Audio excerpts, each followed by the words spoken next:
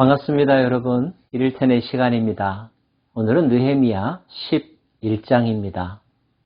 하나님의 전을 내버려 두지 않기로 했던 유다 백성들, 그들은 각각 자기가 할 일들을 찾아서 제사와 성전과 성전을 맡은 자들을 섬기는 일에 자원하였습니다. 그것이면 다 되는 것일까요? 아직 더 해야 할 일이 있다는 사실을 우리는 발견하게 되는데요.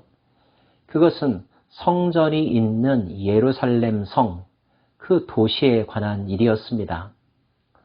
성벽이 세워져서 성벽 안에서 성전이 보호되기는 했지만 문제는 그 성 안에 사는 사람들이 생각보다 많지 않았다는 것입니다.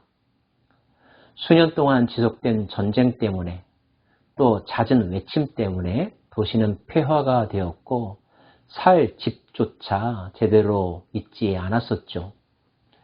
그러므로 개혁을 하고 모든 것을 정비하는 입장에서 꼭 해야 될 또 하나의 문제는 그 도시를 정상화하는 것이었습니다. 사람이 살지 않으면 아무리 잘 지어놓은 집도 얼마 가지 않아서 폐허가 되지 않습니까? 그래서 느헤미야는 11장에서 예루살렘 도시의 거주민들을 재배치하는 일들을 추진합니다. 백성의 지도자들은 예루살렘에 거주하였고 그 남은 백성은 제빗보가 10분의 1은 거룩한 성 예루살렘에서 거주하게 하고 그 10분의 9는 다른 성읍에 거주하게 하였으며 예루살렘에 거주하기를 자원하는 모든 자를 위하여 백성들이 복을 빌었느니라. 예루살렘에 거주한다는 것. 지금 우리들에게 있어서 예루살렘은 워낙 특별한 도시로 여겨져 왔기 때문에 다 그곳에서 사는 것을 좋아했을 것이고 소망했을 것입니다.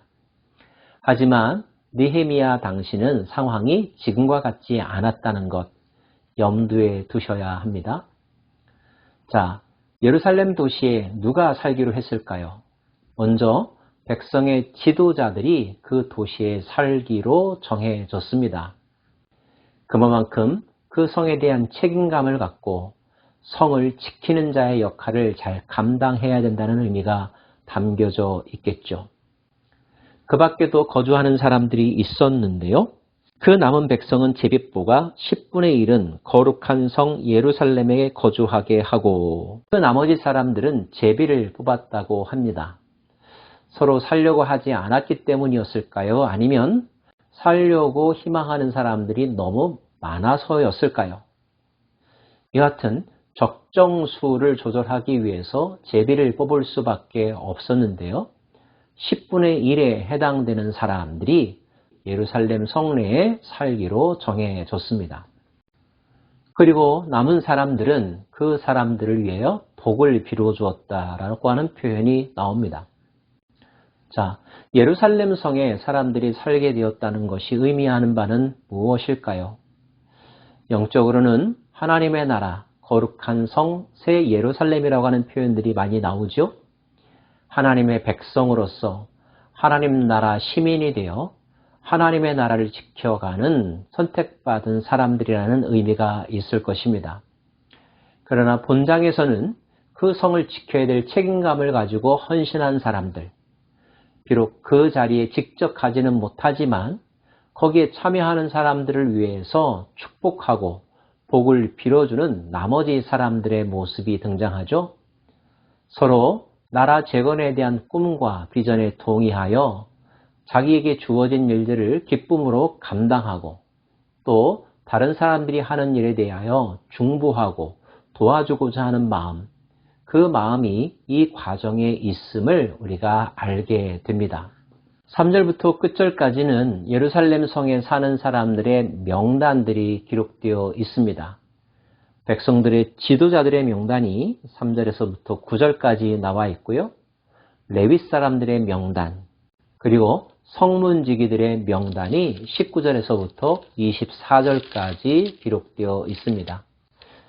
성내에 살지 못하는 사람들은 어떠했을까요? 성 밖에 사는 사람들의 명단도 나와 있는데요. 25절에서부터 36절까지입니다.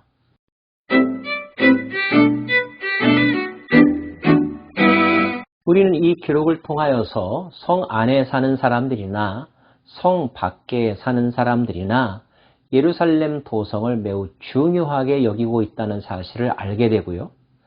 예루살렘 성이 중요한 이유는 바로 그 안에 있는 성전 때문이겠죠. 성전은 하나님의 집이고요. 하나님이 거하실 처소, 그 처소에서 드려지는 예배와 제사, 온전한 제사를 드리게 될 때 하나님이 거하실 처소로서 깨끗하고 온전한 집으로 관리되어질 때 그들의 삶과 마음은 하나님 중심이 되어 간다는 뜻이며 그 민족이 하나님 중심의 역사와 정치와 사회와 문화와 일상의 삶을 살아간다면 하나님이 기뻐하시는 나라의 백성들, 공평과 정의가 실현되는 나라가 되겠죠. 나라가 그렇게 올바르게 세워지게 될 때 국방은 튼튼해질 것이며 어떤 적들도 그들을 침범하지 못할 것입니다. 열방의 빛이 될 것이며 거룩한 나라, 제사장 나라의 역할들을 잘 감당하는 것이 되겠죠. 안타깝게도 그것이 무너져 버렸기 때문에 다시 이 일을 재건하는 일을 느헤미야와 에스라와 그리고 모든 백성들이 행하고 있습니다. 무너지기는 쉽지만 다시 세워 일으키기란 훨씬 더 어렵죠. 젖먹던 힘까지 꺼집어내야 할 것입니다. 우선순위를 여기에 집중해야 할 것입니다. 그럼에도 불구하고 힘들다는 핑계로 내버려둬서는 안 될 것은 그것이 회복되지 아니하면 어떤 회복도 가능하지 않기 때문인 거죠. 자, 이제까지 진행되었던 모든 개혁과 부흥의 과정들을 살펴볼까요? 성전이 재건되었습니다. 말씀 회복 운동이 일어났습니다.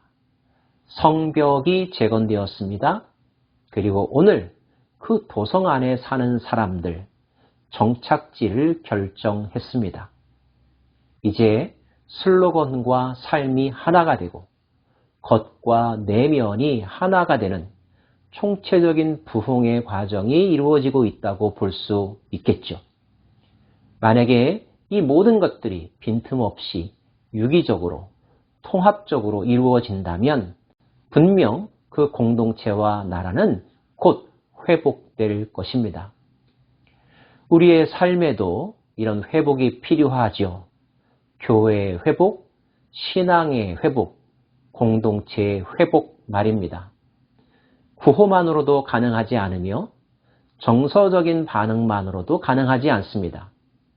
지, 정, 의 세 가지 면이 함께 하나를 이루어야 하듯이 실질적인 삶과 깨달음과 감정과 의지가 하나가 되어서 빈틈없이 재건과 부흥이 이루어져야 할 것입니다.